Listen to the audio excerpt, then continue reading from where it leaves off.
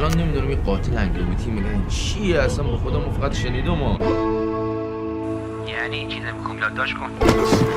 یک به یک هیچ اندار از بین ما برون او دست بردار نیام. میخواد اسم کارشو بذاریم جهاد علیه فساد. چرا انقدر به این موضوع علاقه‌مندید خانم رحیمی؟ در همین حال عنکبوت قاتل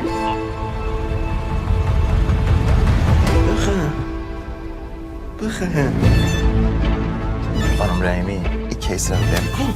من از طرف تهران تحت فشارم. محیطمون رو گیری میخوای ادامه بدی؟ هر چقدر که طول بکشه. Μια αληθινή ιστορία που ξεπερνά κάθε κινηματογραφική φαντασία.